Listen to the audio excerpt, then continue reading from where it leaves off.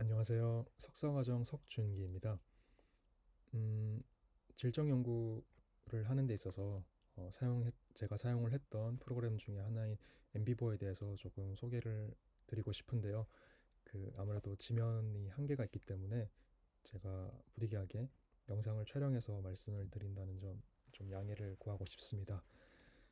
먼저 엠비보에 대해서 간단하게 소개를 드리면, 먼저 엠비보는 제가 알기로는 호주에서 개발된 프로그램이고, 여기 버전 히스토리에서 보시다시피 개발은 80년대부터 진행이 되었지만 상용화가 되기 시작한 거는 2000년대 초반부터 상용화가 돼서 이제 연구자들 사이에서 조금씩 쓰이기 시작했다고 들었습니다. 그래서 매년 혹은 2년 단위로 이렇게 버전이 업데이트가 되어 왔고, 가장 최신의 버전은 이런 숫자들이 다 사라진 그냥 MB보 오리지널 같은 그런 느낌으로 이제 되어 있는 것이 가장 최신의 버전이고요. 유튜브나 아니면 구글에서 인비보의 사용법에 대해서 좀 찾게 되면 대부분 11이나 12로 설명이 되어 있는 경우들이 많이 있더라고요.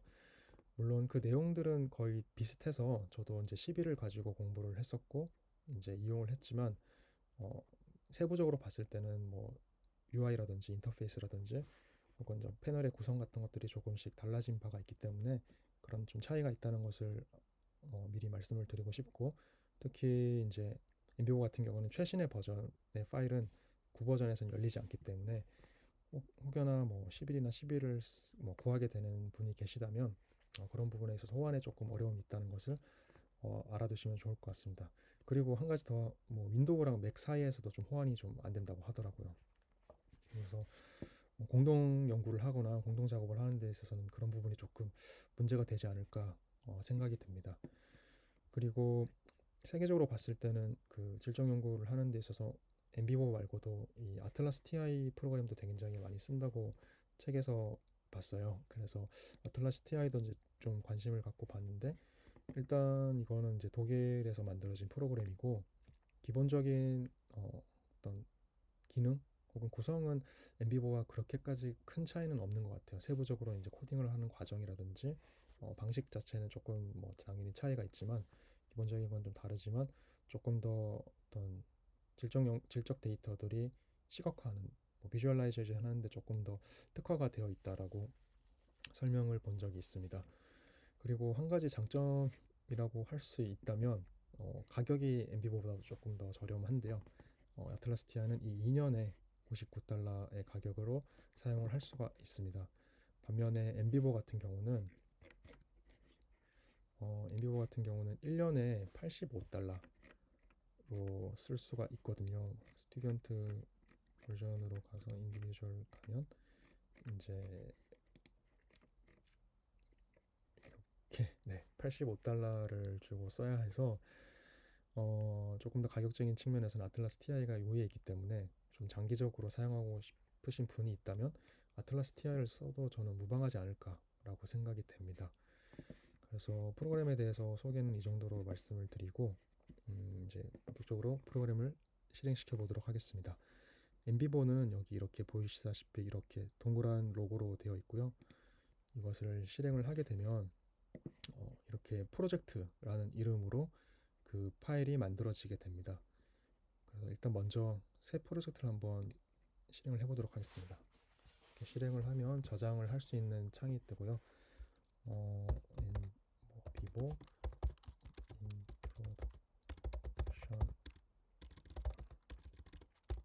인트로덕션이라고 이제 파일명을 정해놓고 프로젝트 타이틀도 동일하게 일단 해보겠습니다. 그리고 여기 텍스트 컨텐트 랭귀지가 굉장히 크리티컬한 부분이라고 저는 생각이 되는데, 아틀라스 TI는 저도 확인을 못 해봤어요. 하지만 엠비버 같은 경우는 일단 한글이 지원이 되지 않습니다. 그래서 기본적인 사용을 하는 데 있어서는 크게 문제가 될 것은 아니지만, 세부적으로 사용할 때는 좀 기능적으로 제한이 되는 부분이 있다는 것을 좀 말씀을 드리고 싶어요. 이게 차후에는 개선이 될 것 같지만 아직은 한글이 지원되지 않는다는 것을 먼저 확인을 해두시면 좋을 것 같고, 그래서 이제 오토 세이브를 눌러주고 크리에이트 프로젝트를 누르게 되면,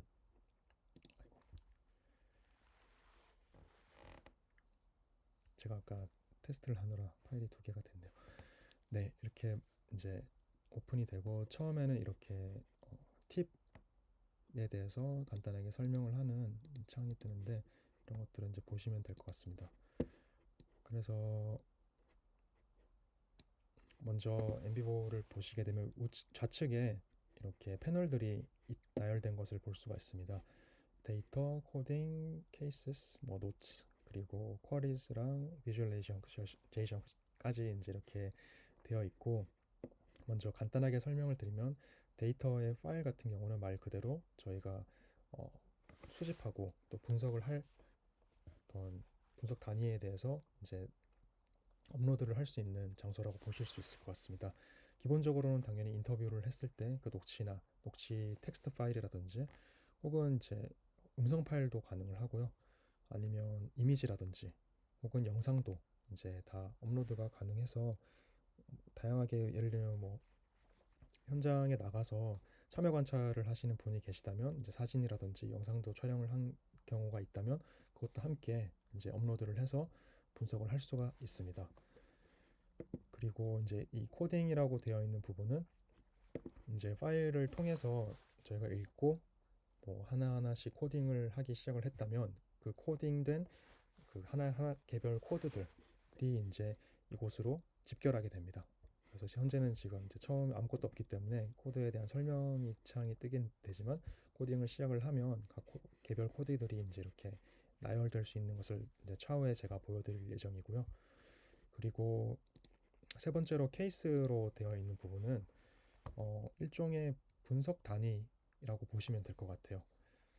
예를 들어 저도 사실은 이 부분에 대해서는 이 기능은 잘 몰랐고 이 부분에 대해서는 그렇게까지 고민을 하지 않았기 때문에 어, 자주 쓰지는 못했지만 여기 같은 경우는 가령 연구 참여자들이 굉장히 많거나 혹은 좀 분류가 가능한 그런 부분이 있다면 각 그룹별로 하나의 사례 집단처럼 이제 다시 모아놔서 그것을 개별적으로 이제 분석할 수 있는 그런 분석을 진행을 하기 위해서 이제 사례 집단들을 이제 모아놓는다고 보시면 될 것 같아요.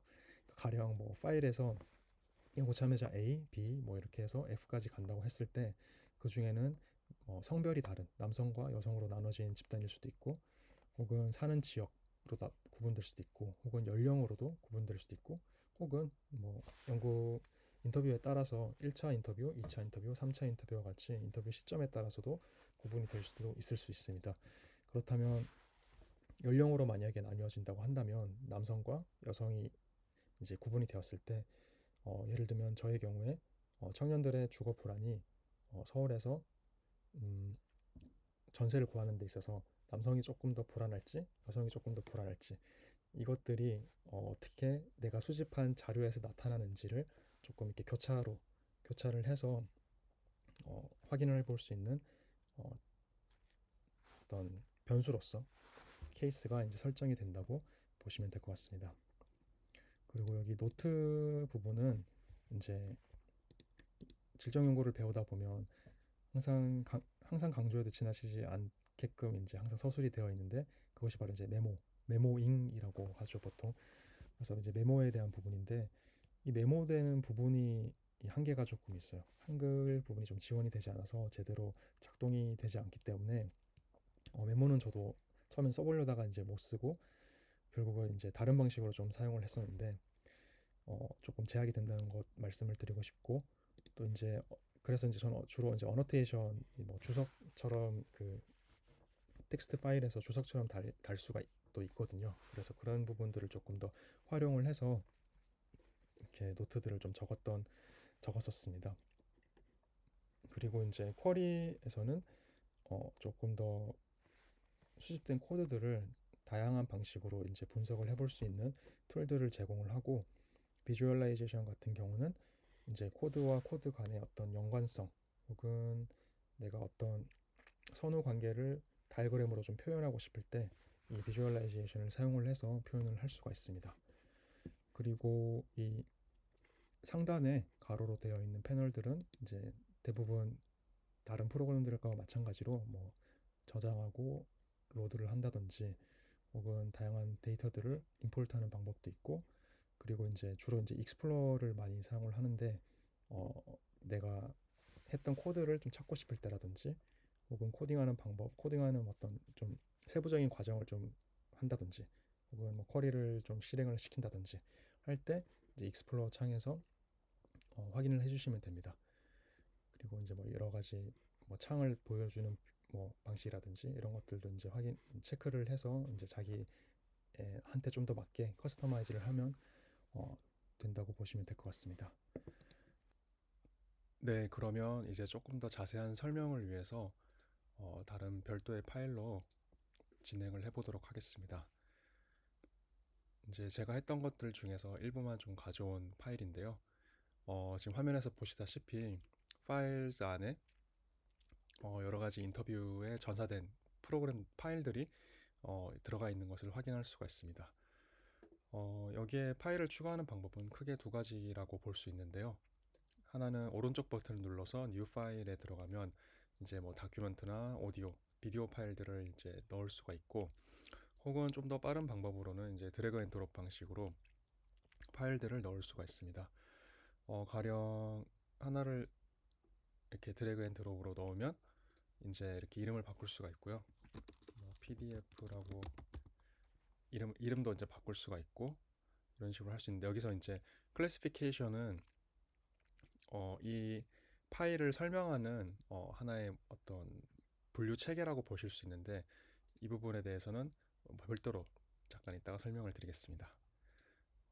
던을 눌러주시면 이제 이렇게 들어와서 인터뷰 내용들이 이제 뜨는 것을 볼 수가 있고, 꼭 PDF 파일뿐만 아니라 여기 워드 파일도 당연히 이제 넣을 수가 있는데, 워드 파일 같은 경우는 장단이 있는 것 같아요. 저도 처음에는 워드 파일을 넣었는데 워드 파일 잠시만요.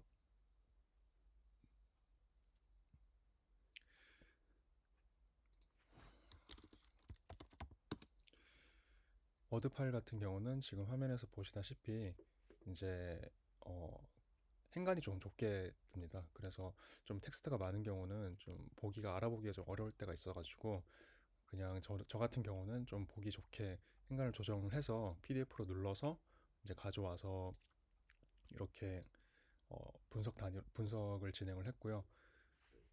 다만 이제 워드 파일 같은 경우는 이제 끊김없이 이렇게 쭉쭉쭉쭉쭉 이어서 이제 분석을 할 수가 있는데, PDF 같은 경우는 페이지 단위로 이제 넘어오기 때문에 이렇게 페이지가 넘어가는 부분에 있어서는 코딩이 조금 뭐랄까 끊겨서 이제 진행이 된다는 게 단점이라고 보실 수 있을 것 같습니다.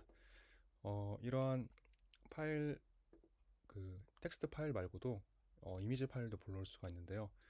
가령 하나의 예시 이미지를 가지고 왔을 때 이런 이미지가 있다고 한다면, 이미지를 가지고 와서 이미지 안에서 뭐 특정 부분에 대한 코딩이라든지 설명을 덧붙일 수 있는 기능도 있습니다.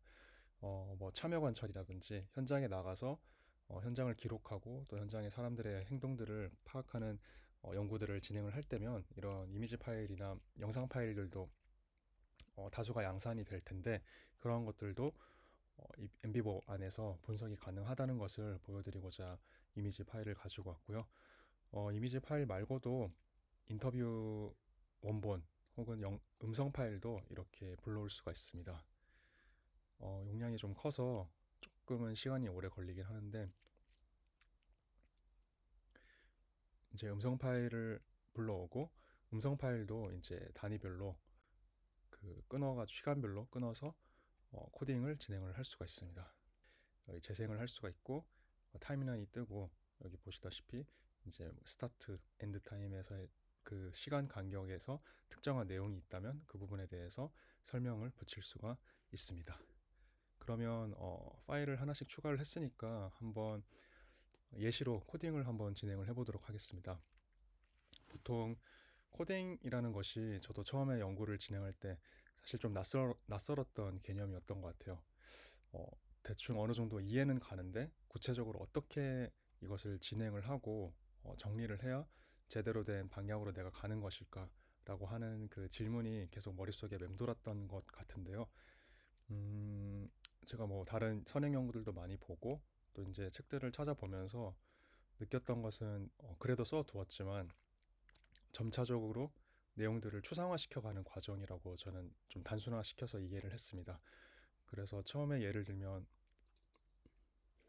음,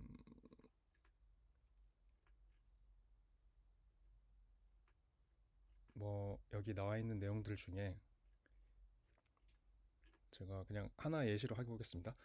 뭐 학교 앞 고시원은 진짜 방이 좁았거든요. 이런 부분들이 이제 있는데 이 내용이 읽어보니 가령 고시원이라는 공간이 굉장히 좁아서 삶의 주거 불안을 좀 느꼈다라고 할 수 있는 부분이라고 이해를 했다고 가정을 해봅시다. 그러면 여기서 오른쪽 버튼을 누르면 이제 코드 셀렉션이라는 부분이 있습니다. 여기에 이제 to existing 코드도 있고 to new 코드도 있습니다. 이럴 때 이제 일단은 이것이 첫 번째 제가 가장 처음으로 코딩을 하는 단계라고 한다면 to new 코드를 선택을 해서 코딩을 진행을 해보면 됩니다. 보통 이제 뭐 학자들마다 좀 다르긴 한데 글래저 같은 경우는 뭐 하위 범주, 상위 범주 뭐 그런 식으로 이제 하기도 하고 후기에 이제 벅스 앤 밀스 같은 경우는 뭐 그냥 1차 코딩, 2차 코딩, 3차 코딩 이런 식으로 이제 코딩을 점점점 추상화 시켜가는 과정이 있는데 제일 첫 번째 하위 범주 같은 경우는 단순히 그냥 일정한 내용을 요약하거나 혹은 좀 더 키워드를 도출하기 위한 선행 작업이라고 저는 이해를 하고 진행을 처음 했었습니다. 그래서 이런 부분들에 있어서는 조금 하나의 짧은 문장 같은 정도로 정리가 되어도 무방하지 않을까라고 개인적으로 생각을 하고 접근을 했었는데요. 같은 경우는 고시원과 같이 열악한 주거 환경이 유발하는 주거 불안정성이라고 이제 설명이 가능하다면 일단 이렇게 좀 조금 다소 긴 문장으로 먼저 코딩을 진행을 했었습니다. 그래서 어, 가장 좋게로는 뭐 줄 단위의 코딩이 가장 좋다고는 하지만 실제로 제가 진행을 해보고 다른 뭐 교수님께서도 말씀을 해주셨듯이 줄 코딩이 굉장히 시간 손실이 많고 노가다성이 짙거든요. 그리고 그것의 효용이 어, 엄청나게 높은 것 같진 않아요. 이게 줄 단위로서 의미가 다른 경우도 있지만 때로는 이제 이것이 하나의 문단 정도의 규모로서 내용이 생길 때도 있고 혹은 문단을 넘어서 내용 단위로서 그 유사성이 생기기도 하는 것 같거든요. 그래서 저도 처음에는 줄 코딩을 굉장히 강박적으로 하려고 노력을 했었는데 하다 보니까 그것에 너무 얽매이지 말고 조금 더 음, 의미 단위로서 혹은 좀 더 내가 설명하고자 하는 부분에 대해서 초점을 맞출 수 있는 부분을 중심적으로 코딩을 하려고 노력을 했습니다. 그래서 방금 했던 코딩은 여기 코딩 안에 있는 곳에 넘어가게 되는데요. 제가 1차, 2차, 3차 코딩은 일단 파일을 만들어 놨습니다. 이게 제가 실제로 진행을 했던 방법인데 코딩 안에 이제 코즈라고 하는 부분에 오른쪽 버튼을 누르면 뉴 폴더를 만들 수가 있어요. 그래서 뉴 폴더를 만들어서 1차, 2차, 3차 일단 편의상 그렇게 하겠습니다. 1차, 2차, 3차 코딩을 하면서 점차 범주화시키고 조금 더 상위 단계 그 범주들을 형성해 나가는 단계로서 이렇게 파일을 만들어 놓고 여기에 이제 하나씩 옮겨가면서 코딩을 상위 코딩들을 이제 추출해 나가는 과정을 진행을 했었습니다. 그래서 방금 했던 코딩은 이제 여기 그냥 코즈라는 곳에 이제 넘어가게 되는데요. 방금 했던 것이 이제 여기 뜨게 되고 이걸 더블 클릭하게 되면 제가 아까 그 코딩을 했던 원본 파일의 내용이 나타나게 됩니다.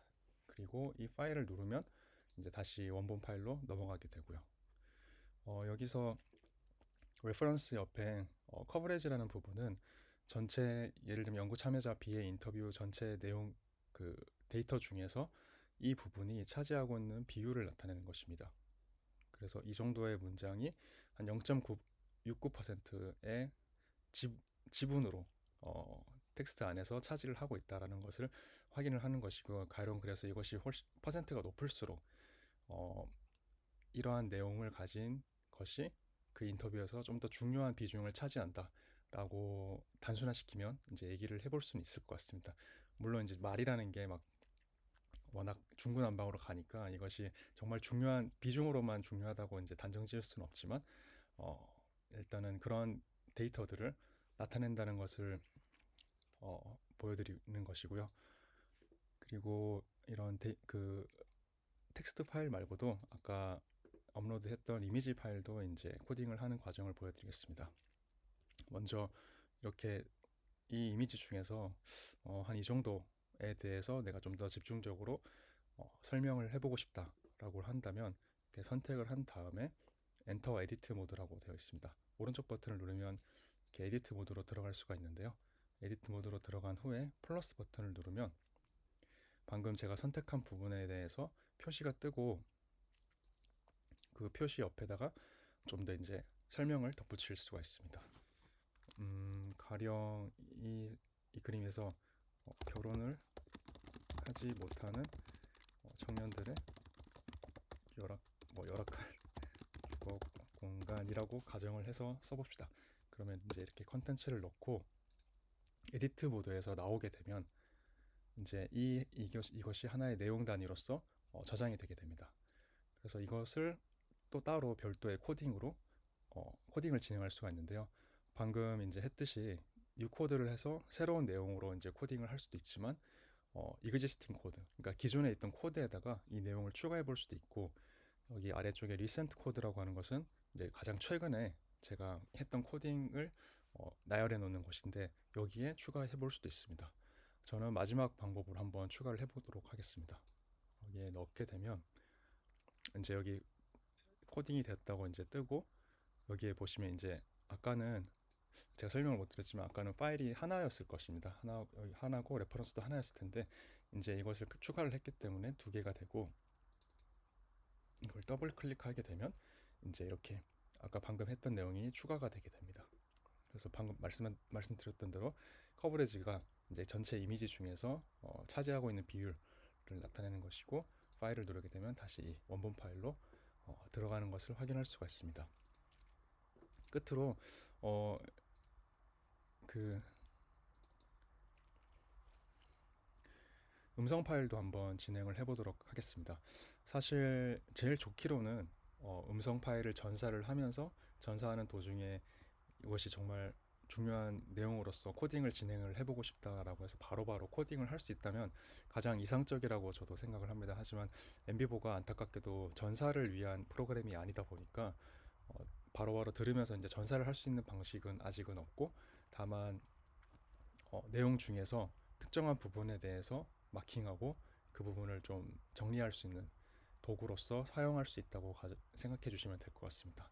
그래서 저는 이제 전사는 전사대로 따로 하고 텍스트 파일을 가지고 왔기 때문에 이 기능을 뭐 거의 쓰지는 않았는데요. 한번 보여드리도록 하겠습니다. 가령 어디 정도 할까요? 뭐 한 이 정도에서 내용을 시작한다고 할 때 여기도 마찬가지로 엔터 에디트 모드로 들어가서 이 좌측 화살표로 되어 있는 부분을 먼저 클릭을 해줍니다. 그리고 플레이를 누르면 뭐든지 뭐 시장 원리라는 게 있으니까 여기 따라 다 가격도 다르고 저기 하긴 한데 한 80 정도 됐던 것 같고 70 됐었나 7, 80 됐던 것 같고 교육기간은 4주, 그러니까 한 달 정도 됐어요. 생각보다 많이 길지. 그렇죠. 생각보다 많이 길진 않죠. 시험 같은데 마지막에. 이렇게 하고 별 내용 아니었지만 이렇게 이제 인터뷰를 이 내용을 이제 듣고 이 부분에 대해서 좀 더 설명을 해보고 싶다라고 하면 이제 플레이를 이제 멈추고 여기 오른쪽 화살표를 눌러줍니다. 그리고 플러스 버튼을 누르게 되면 방금 스타트했던 지점과 오른쪽 버튼을 눌렀던 끝 지점이 이제 이렇게 시간 타임라인으로 이제 뜨게 되고, 설명을 붙일 수 있는 화면에 이제 깜빡깜빡 커서가 생기게 되는데, 여기에 가령 교육기간이 6개월 정도로 길지는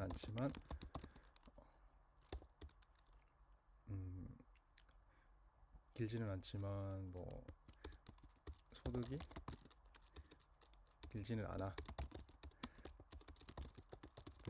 이 저그이라고 설명을 덧붙인다고 해보겠습니다. 그러면 이렇게 트랜스크립션을 쓰고 에디트에서 나오게 되면 이제 이 부분도 마찬가지로 코딩이 가능하게 됩니다.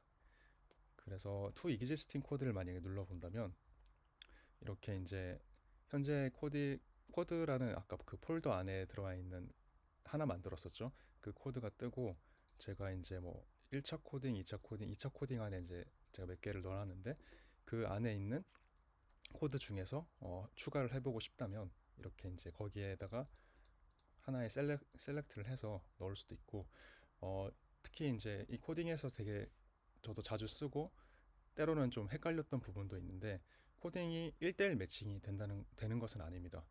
가령 이 설명이라는 것이 불완전한 경제적 독립의 시작으로도 볼 수도 있지만 일정 기간 소득 불안정의 시기라고 조금은 사뭇 다른 내용이긴 하지만 유사성을 가지는 부분으로 이해가 될 수도 있습니다.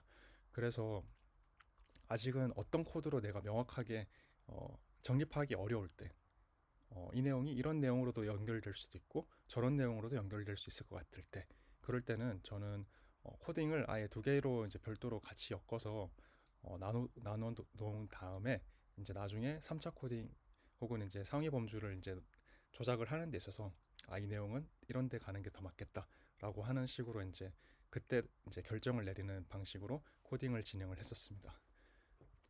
그래서 방금 두 개의 이제 연결을 다 넣었기 때문에 불완전한 경제적 독립에서도 여기 들어가 있고 일정 기간 겪는 이 코딩에도 이렇게 내용이 들어가 있는 것을 확인해 볼 수가 있습니다.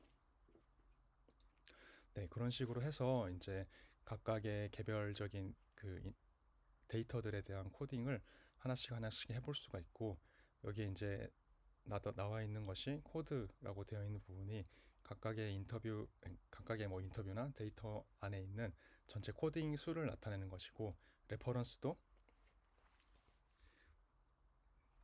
유사한 것이라고 볼 수 있습니다. 여기서 이제 파일 클래시피케이션은 이제 파일을 조금 더 세부적으로 지정하고 싶을 때 사용하는 부분이라고 보시면 될 것 같습니다. 지금은 그냥 제 이니셜로 지금 작성자인 이니셜로만 되어 있는데 가령 new classification을 해서 인터뷰 순서라고 예를 들면 지정을 하고 어트리뷰트 변수 안에 뭐 1차,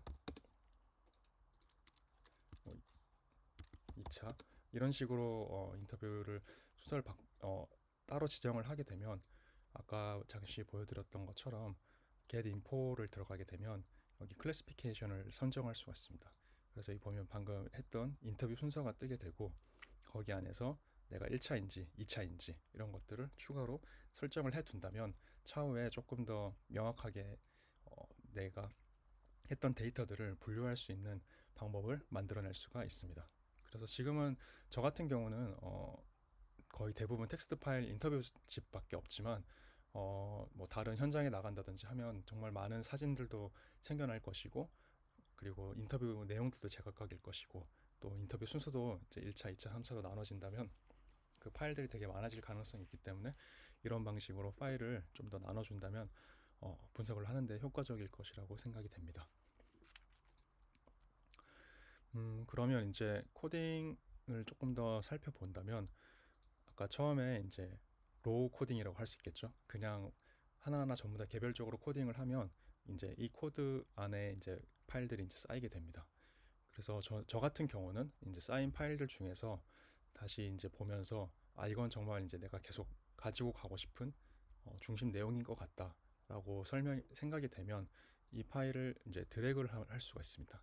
드래그를 하면 이렇게 그 색깔이 변하게 되는데 먼저 1차 코딩으로 옮겨 놓은 다음에 1차 코딩에서 이제 옮겨 놓은 것들이 이렇게 쌓이는 것을 확인할 수가 있습니다. 그러면 이게 일단은 1차적으로 제가 선택을 한 것이기 때문에 여기서 이제 내용을 또 보면서 이런 내용과 가령 뭐 이런 내용은 조금 더 관련성이 있는 것 같다.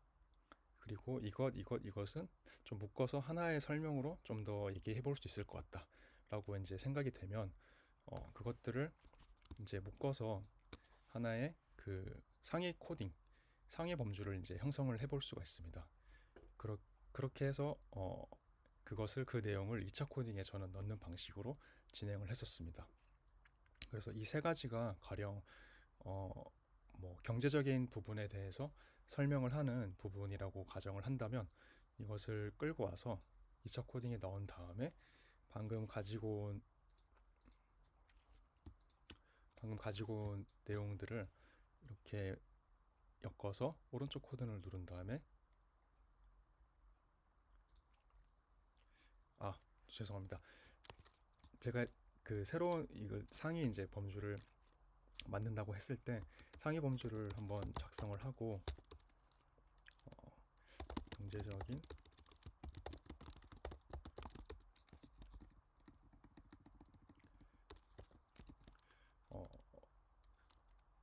청년 시기에 겪는 경제적인 어려움이라고 일단 해보겠습니다. 조금 더 포괄적인 범주의 코딩을 하고 그러면 이것을 이제 이렇게 드래그를 하면 이 안에 하위 코딩으로서 이렇게 들어가게 됩니다. 그래서 이 코딩을 설명하는 하위 범주들이 이제 하위 코드들이 이렇게 세 가지로 이제 들어가는 것을 확인할 수가 있고 특히 이제 이 코딩들이 많아지면 좀 그 알아보기가 힘든 경우들이 많거든요. 그래서 저는 이 컬러를 좀 주로 많이 사용을 했었는데 컬러를 통해서 비슷한 내용들이 있다면 비슷하게 이제 컬러들을 엮어가면서 먼저 1차 코딩에서 하고 그 코딩 1차 코딩에서 이제 비슷한 것들이 엮였을 때 그것을 하나의 또 새로운 코드 안에 이제 넣는 과정을 2차 코딩에서 진행을 했었습니다. 그렇게 이제 코드들을 엮고 묶고 관계를 이제 지어가는 과정들을 지속적으로 수행을 하다 보면 이제 굉장히 많은 코드들이 쌓이거든요. 그래서 그런 것들 중에서 또 다시 한 번 더 상위 코드로 이제 엮어주는 과정으로서 3차 코딩을 진행을 했었습니다. 그래서 3차 코딩을 보면 제가 일부를 했던 것들을 가지고 왔는데 조금 더 내용들이 좀 압축되고 단순화되는 방식으로 상위 범주들을 만들어냈고요. 그 아래 이제 클릭을 하게 되면 2차 코딩에서 했던 내용들이 이제 하위 어떻게 보면 하위 범주로서 이걸 이제 뭐 범주라고 부르기도 하고 2차 코딩이라고 부르기도 하고 그 명칭은 다르긴 하지만 위계로서는 한 3단계 정도로 있다는 것을 보시면 될 것 같습니다. 그래서 첫 번째 가장 상위 범주에서 그것을 설명하는 하위 범주가 이렇게 있고 그것의 가장 최하단, 최하위 범주는 이제 이런 내용들이 있다는 것을 이렇게 위계적으로 보여줄 수 있는 방식이 이제 이 코딩에서 할 수 있는 방법입니다. 그래서 이렇게 더블 클릭을 하게 되면 실제 내용들이 이런 식으로 뜨게 되는 것을 확인해 볼 수가 있습니다.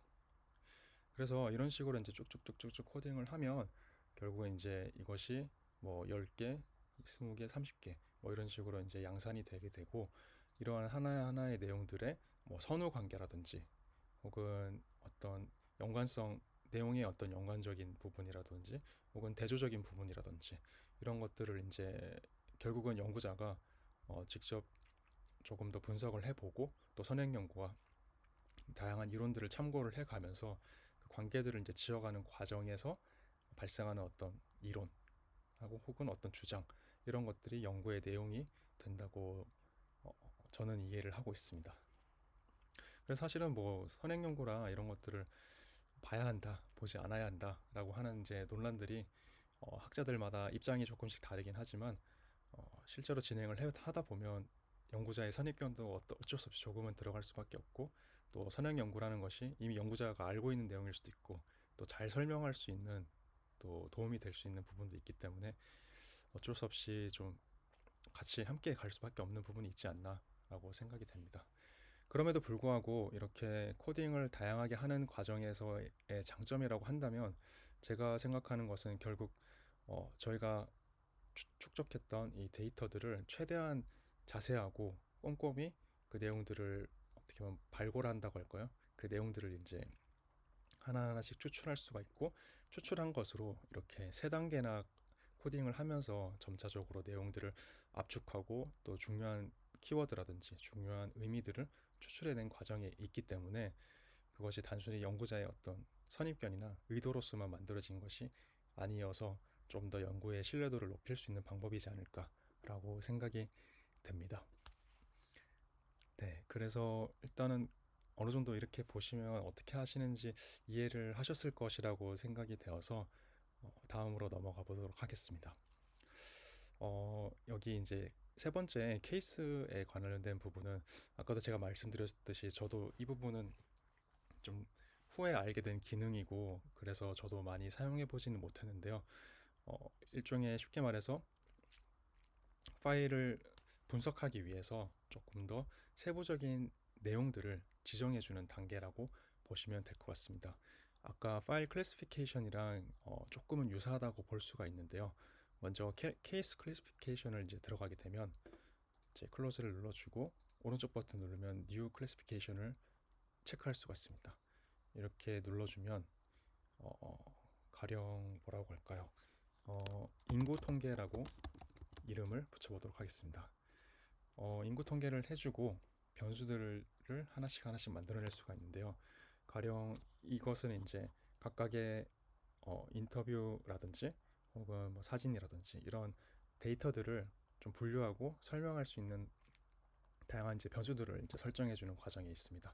가령 뭐 성별 혹은 연령별 혹은 사는 거주지에 따라서 분류할 수도 있고 혹은 뭐 1차, 2차, 3차, 4차 이런 식으로 인터뷰가 생성된 순서도 여기 포함이 될 수가 있겠죠. 혹은 직업도 있을 수가 있을 것이고 그래서 가령 성별이라고 가정을 하고 여기 이제 플러스 버튼을 누르면 이제 여기에서 선택할 수 있는 항목을 추가할 수가 있습니다. 그래서 남성 혹은 여성 이런 식으로 추가를 하고 한번 만들어 보겠습니다. 그리고 연령도 한번 만들어 볼까요?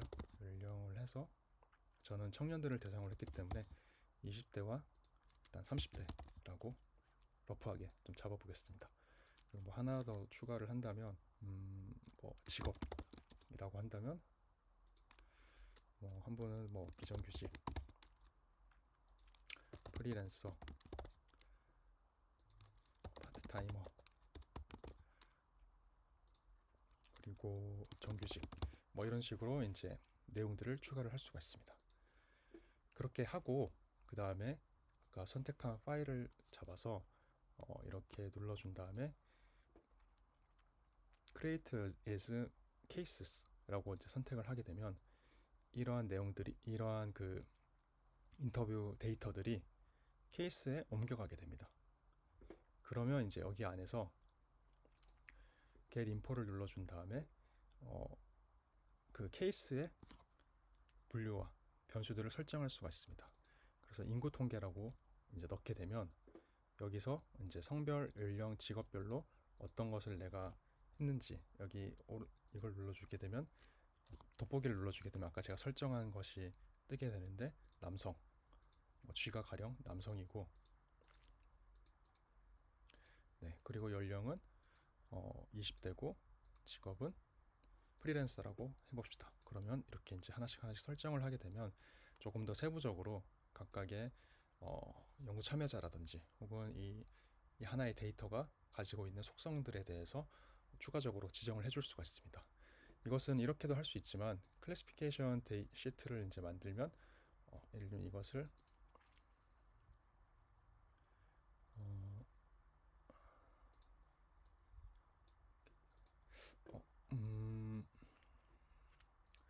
개별적으로 해야 하는 것 같습니다. 네, 네, 이렇게 해서 클래시피케이션에서 인구 통계를 눌러주면 이제 이렇게 넘어가게 되고 어트리뷰트에서는 이렇게 이제 하나씩 어떤 변수들이 있는지 보여주는 반면에 클래시피케이션 시트를 들어가면 각각의 이제 내용들에 대해서 설정을 이제 해줄 수 있는 표가 나타나게 됩니다.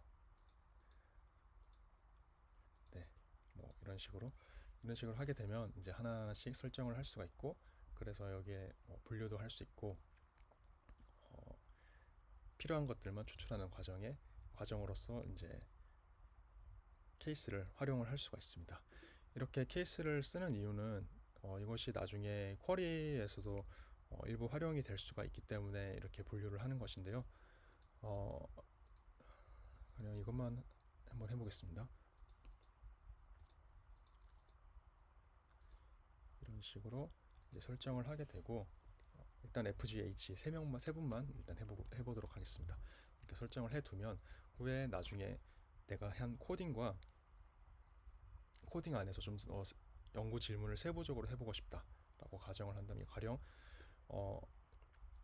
주거 불안을 설명하는 코딩이 성별에 따라서 혹은 연령에 따라서 어떤 식으로 더 나타나는가 라는 질문을 보고 싶다고 할 때 이러한 내용들이 이제 이렇게 조금 더 세부적으로 지정이 되어 있다면 코딩과 교차를 통해서 좀 더 그 상세한 질문에 대한 어떤 답이라고 할까요? 그런 것들을 이 내용 안에서 볼 수가 있습니다.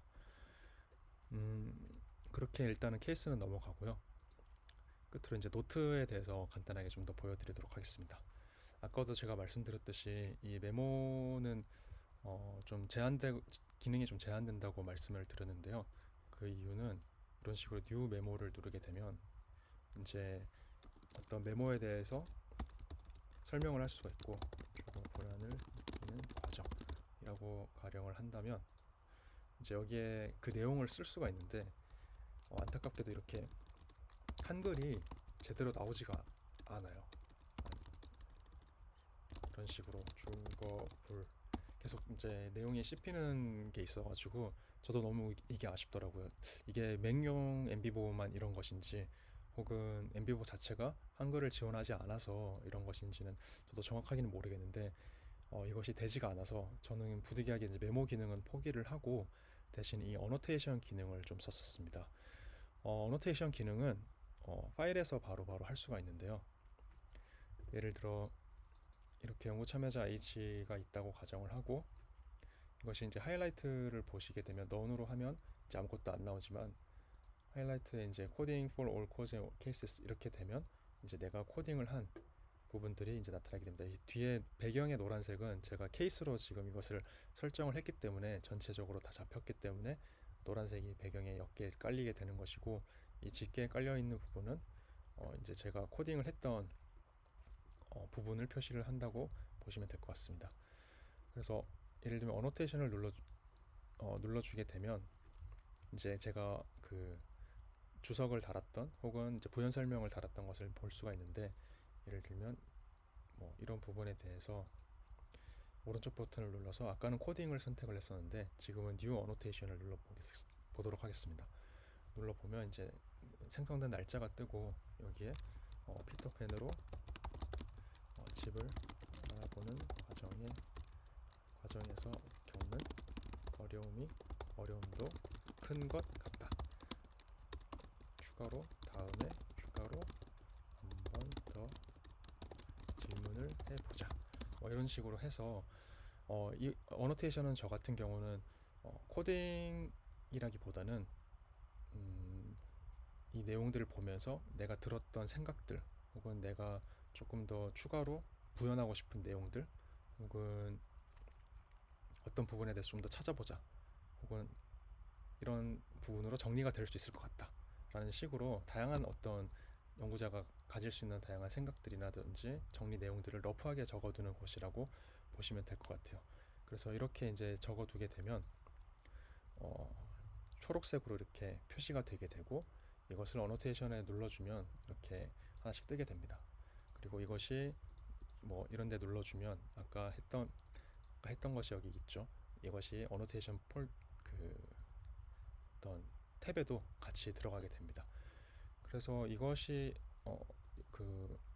그렇게까지 도움이 되지 않을 수도 있지만 많은 질적 연구 방법에서도 메모 과정을 굉장히 중요하게 생각을 하고 지적하고 있고 또 이제 제가 이렇게 기록을 축적을 시키다 보면 이것이 나중에 글을 쓰거나 혹은 좀 더 내용을 다듬어 갈 때 충분히 참고할 수 있는 부분들이 이제 발생을 하기 때문에 꽤 유용한 기능이라고 저도 생각을 합니다. 그래서 하시는 분들 만약 엠비보를 사용하신다면 이런 부분들을 좀 더 적극적으로 사용해 주셔도 좋을 것 같다는 생각이 듭니다. 그렇게 해서 일단은 데이터부터 노트까지 간단하게 이제 설명을 드렸는데요.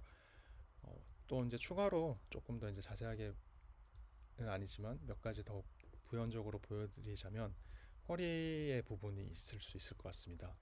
쿼리는 여기서는 제가 좀 잘 안 들어가지는 것 같고 익스플로러에 보다 보면 이렇게 여러 가지 추가 검색, 추가로 데이터들을 확인해 볼 수 있는 이런 창구들이 있는데 한 번씩 제가 눌러볼게요.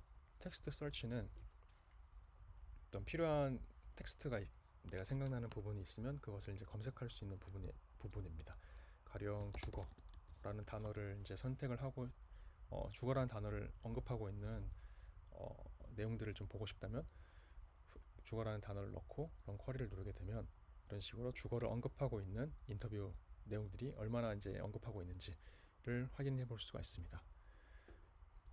그리고 월드 프리퀀시는 이제 빈도를 이제 나타내는 것인데 이것은 뭐 단어의 개수라든지 단어의 수로 이제 나타내게 되는데 이것도 조금 한글에서는 좀 의미가 없을 수도 있는 게 한글의 한자를 이제 하나의 단어로서만 이제 인식을 하기 때문에 그렇게까지 효용성은 없지만 영어 같은 경우는 띄어쓰기라든지 조사의 구분 같은 것들이 가능해서 조금 더 구체적으로 어, 단어 빈도들을 추출해낼 수가 있다고 하더라고요. 그래서 그냥 설명을만 좀 보여드리면 가령 뭐 5개 글자로 이루어진 것을 한다고 가정을 한다면 런 쿼리를 누르면 이제 이렇게 5글자로 된 부분들만 이제 추출을 하게 됩니다. 그래서 이렇게 글자들을 이제 추출을 하게 되고 이것이 월드 크라우드도 만들 수가 있어서 뭐 개인적으로라는 단어가 가장 많네요. 이제 이런 식으로 5개 그 한자 글자들을 가지고 있는 단어들이 얼마만큼 있는지를 확인해 볼 수 있는 거라서 그렇게까지 뭐 의미 있지는 않을 수 있지만 그래도 한 번씩 체크를 해보고 어떤 내용들이 있었는지 확인해 보는 데에는 조금은 도움이 될 수 있을 것이라고 생각이 됩니다. 그리고 매트릭스 코딩 앤 쿼리로 들어가게 되면 이게 아까 제가 좀 말씀드렸던 부분인데 여기 로우와 컬럼이 있습니다. 그래서 로우에 예를 들면 셀렉트 아이템을 눌러주게 되면 제가 했던 코드 코드라든지 데이터들을 이제 선택할 수가 있습니다. 그래서 3차 코딩, 2차 코딩 중에서 3차 코딩 중에서 첫 번째 것을 한번 해보도록 하겠습니다. 뭐 방음의 중요성을 느끼는 분이 얼마나 있는지 한번 체크를 하게 된다면 이렇게 셀렉을 하게 되고 컬럼에서 아까 선택했던 아까 분류를 했던 변수들을 보게 되면 이런 식으로 성별, 연령, 직업 이 부분이 있었습니다. 여기서 뭐 남성, 여성 그리고 20대, 30대 4가지만 선택을 해보도록 하겠습니다. 아까 사실은 FGH 분만 넣었기 때문에 아마 큰 의미 있는 내용은 안 나올 것 같긴 한데 일단은 과정만 보여드리도록 하겠습니다. 그래서 런 쿼리를 누르게 되면 이런 각각의